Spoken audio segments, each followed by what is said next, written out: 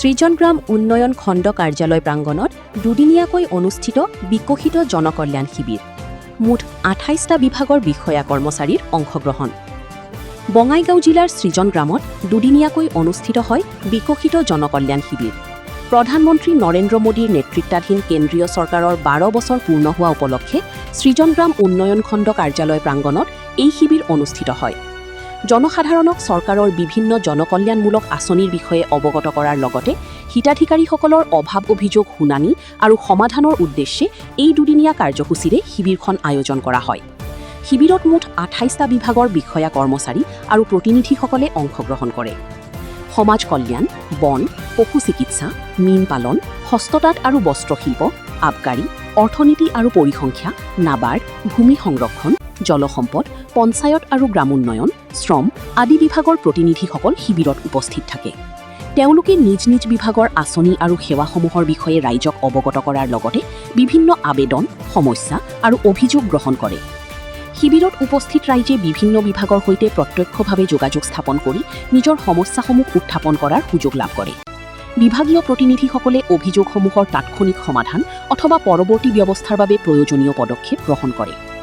news desk Bijni first 24আমাৰ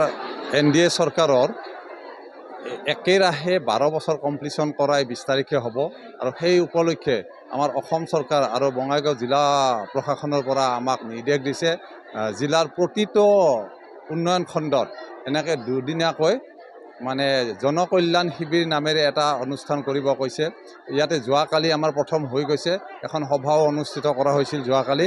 আৰু এই সভা হৈ যোৱাৰ পিছত আমাৰ ইয়াতে আপোনালোকে দেখিব ইয়াতে প্ৰত্যেকটো বিভাগে আমাৰ জিলাৰ প্ৰায় 28টা ডিপাৰ্টমেণ্ট ইয়াত আহিছে আৰু সেই ডিপাৰ্টমেণ্টৰ বিষয়াসকল আহিছে আমি তেনেকুৱাকৈ ষ্টল বনাই দিছোঁ যাতে পাব্লিকে সেই ডিপাৰ্টমেণ্টৰ পৰা তেওঁলোকৰ আঁচনিসমূহ কিদৰে সফলভাৱে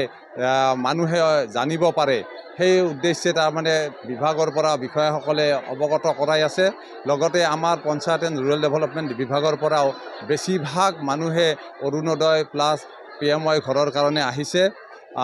আন ডিপাৰ্টমেণ্ট বিশেষকৈ ছাপ্লাই ডিপাৰ্টমেণ্টৰ মানুহো আহিছে তাতে পাব্লিকৰ ভিৰটো বেছি দেখা গৈছে কাৰণ ৰেচন কাৰ্ড লাগে মানুহক ৰেচন কাৰ্ডৰ কাৰণে বেছিভাগে আবেদন কৰিছে ঠিক তেনেদৰে প্ৰতিটো বিভাগতে আপোনালোকে এবাৰ কেমেৰা ঘূৰালে গম পাব প্ৰতিটো বিভাগৰে বিষয়াসকল আহিছে ৰাইজসকল আহিছে যাতে সকলো ৰাইজে জিলাৰ অফিচত গৈ পেলাই আঁচনি সম্পৰ্কে বুজি পোৱাত অসুবিধা হয় বা গমো নাপায় বহুতে যাৰ কাৰণে এই শিবিৰৰ জৰিয়তে আমাৰ এই পঞ্চায়তত সৃজনগ্ৰাম উন্নয়ন খণ্ডত দুদিনীয়া কাৰ্যসূচী কৰা হৈছে যাতে সকলো পাব্লিকে প্ৰতিটো বিভাগৰ অসম চৰকাৰ বা ভাৰত চৰকাৰৰ দ্বাৰা যিবোৰ আঁচনি ৰূপায়ণ কৰি থকা হৈছে সেই সকলোবোৰ আঁচনি সম্পৰ্কত বিস্তৃতভাৱে যাতে অৱগত হ'ব পাৰে